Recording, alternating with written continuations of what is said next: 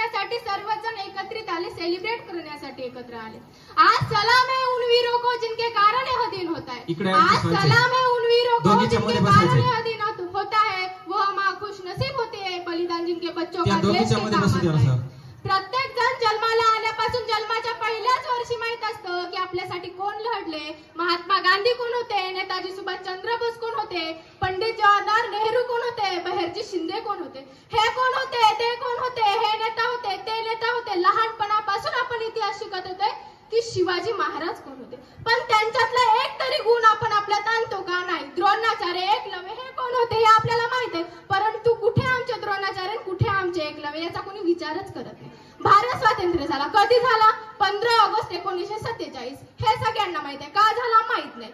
तिरंगा, तिरंग्यात 3 रंग असतात, त्यात एक अशोक चक्र असतं, त्या अशोक चक्रात किती आहारे असतात हे सगळ्यांना माहित आहे, परंतु त्यातील रंगांचं महत्व काय, त्या अशोक चक्राचं महत्व काय हे पूर्ण जगाला सांगतं की भारताची शान म्हणजे तिरंगा, आणि त्या शानचं महत्व काय हे मात्र कुणालाच माहित नाही। आम्ही कधी त्याचा अभ्यासच करत नाही। मी तुम्हाला एक गोष्ट सांगेल, यावर कदाचित तुम्हाला हसू येईल, परंतु हे वास्तविक सत्य आहे। या 3 रंगांचं महत्व काय, या अशोक चक्राचं महत्व काय हे आम्ही कधीच जाणून घेऊ नये, परंतु कटप्पाने बाहुबलीला का मारलं हे मात्र आम्ही नक्की जाणून घेऊ। यावर कदाचित हसू येईल, परंतु हे वास्तविक सत्य आहे। शाळेमध्ये शिकवलं जातं जात धर्म पंथ हे सगळे एक आहेत, मग आम्हाला प्रश्न पडतो शाळेच्या पहिल्याच दिवशी जातीचा दाखला का मागितला जातो?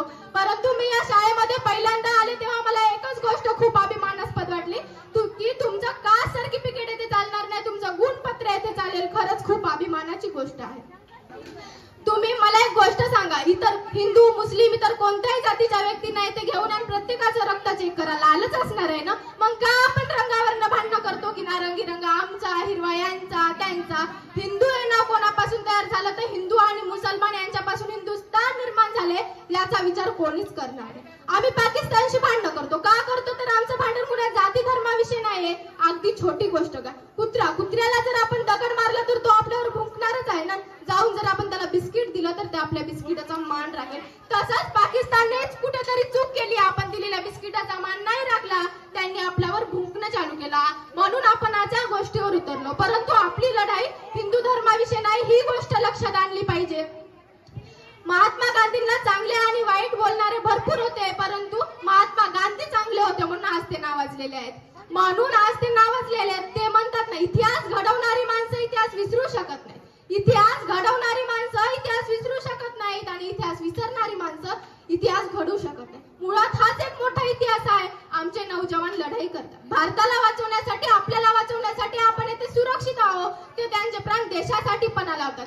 बहिर्जी शिंदेनी त्यांचे प्राण देशासाठी पणाला लावले, आणि आज आम्ही परीक्षेत नापास झालो, सुसाईड, यांनी धोका दिला, सुसाईड, यांनी आत्महत्या केली।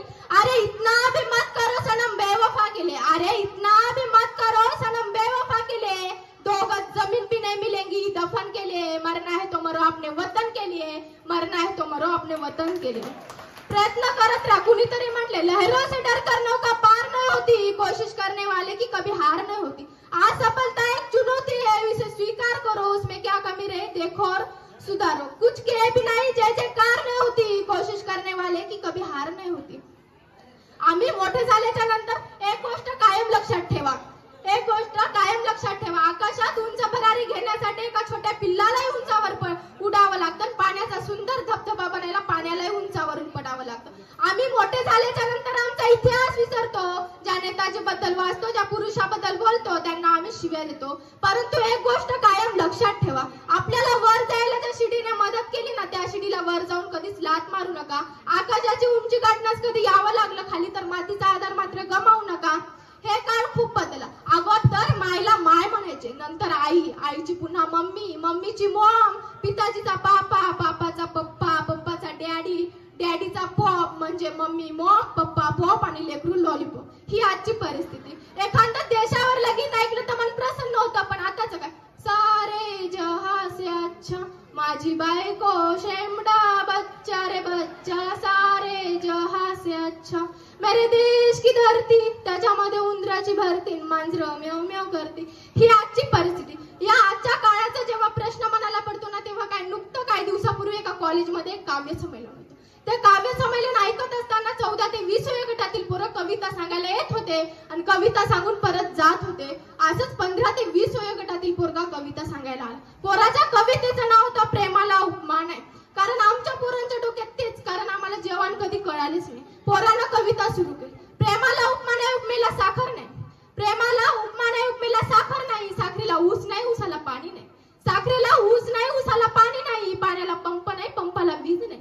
पाण्याला पंप नाही, पंपाला वीज नाही. विजेला पैसा नाही, पैशाला नोकरी नाही. नोकरीला डिग्री नाही, डिग्रीला शिक्षण नाही. शिक्षणाला कॉलेज नाही, कॉलेजला मुली नाही. मुलीचं प्रेम नाही, प्रेमाला उपमान आहे. कारण आमच्या पोरांच्या डोक्यात तेच, कारण आम्हाला जवान कोण होते कळालेच नाही. बहिर्जी शिंदे यांना साध्या सुपारीच्या खांडाचं सुद्धा व्यसन नव्हतं, पण आज त्यांचा वारसा सांगणारी आमची पोर मात्र निरोगी निर्व्यसनी नाही राहिले. साधं बिडी आणि पुडीसाठी आज पोर मरायला तयार झाले आणि या दारूमुळे तर पोरांच्या हातातला चहाचा कप थरथर कापतोय. अर्धाच्या कपात अर्धाच्या बशीत अशी अवस्था आहे, अशी अवस्था आहे. अरे बाप काढलाच घराबाहेर, दारात रडते आई पण. अरे बाप काढलाच घराबाहेर, दारात रडते आई पण. बायकोला मात्र रोज म्हणायलास तुमच्यासाठी काय पण, तुमच्यासाठी काय पण. अरे तुझ्या आईचे आठवण बघ दिवस, लेक जावा पोटाला म्हणून किती केलते नवस. इकून तिकून तिच्या नवसाला देवही पावला. तुझ्यासारखा हिरा तिच्या पत्राला गावला. तुला माय लहान होता तेव्हा शेतात न्यायची, ऊन लागू नये म्हणून स्वतःच्या पत्राची सावली धरून राहायची. स्वतःच्या पत्राची सावली धरून राहायची. आणि तुला भूक लागली ना तेव्हा तू दूध प्यायचा, आणि जेव्हा दूध संपलं ना तू तिचं रक्त सुद्धा ओढायचं. अरे रक्त पिऊन पोचला असले का त्या रक्ताचा तरी ठेव मान. अरे रक्त पिऊन पोचला असले का त्या रक्ताचा तरी ठेव मान. पवित्र अशा मातेचा करू नको अपमान. किती दिवस जगणार आहे का, झाडावरचं पिकलं पान. आता फक्त एवढं कर, दारातल्या माईला घरात तेवढं आण. तिला तू गोडधोड खा, पण तिला शिळी भाकर तरी दे.